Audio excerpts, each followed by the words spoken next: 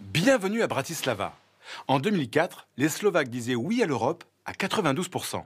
10 ans plus tard, comment maintenir la flamme de ces jeunes Européens? Eh bien, en les familiarisant au fonctionnement des institutions européennes. L'ambassade de France a proposé à une centaine d'élèves des lycées bilingues de tout le pays de participer à une simulation grandeur nature du Parlement européen. Au cœur de l'université Comenius, ce Parlement junior a pu ainsi débattre et négocier sur le thème de l'Europe sociale.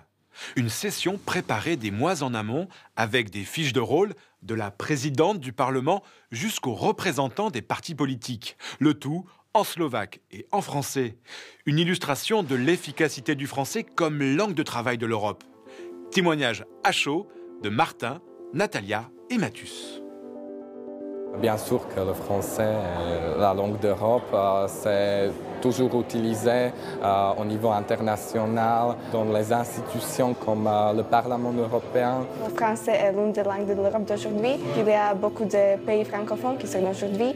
Je vois la langue française comme la langue diplomatique. C'est vraiment important de mener des débats comme ça entre nous les étudiants parce qu'on mène des débats qui concernent notre futur. Ça me donne aussi une expérience avec du français pour négocier, voir qu'il y a aussi des jeunes en Slovaquie qui s'intéressent un peu à la politique. Débattre et négocier en français, c'est pratiquer la langue française dans un contexte stimulant. L'écrit a aussi été valorisé avec la rédaction d'amendements et de déclarations. Un bel exemple à l'heure du tout anglais dans les instances européennes. Les 5 meilleurs élèves participeront à une séance similaire en France sur le campus européen de Sciences Po Dijon qui parraine le projet. Renforcer le sentiment européen chez les jeunes Slovaques, voilà sans doute le premier bénéfice de cet exercice.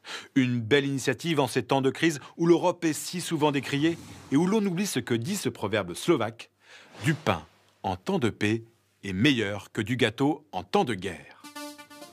Allez, maintenant les événements majeurs à ne pas manquer, c'est l'agenda francophone. Arabesque, les rencontres des arts du monde arabe, du 19 au 25 mai à Montpellier, en France. Du 23 au 25 mai, le Festival du théâtre francophone de Berlin, en Allemagne. Rendez-vous maintenant sur Internet pour voir les bonus exclusifs, réagir, mais aussi apprendre et enseigner le français avec cette émission. Prochaine destination, la Charité-sur-Loire, en France. D'ici là, bonne semaine à tous sur la planète francophone.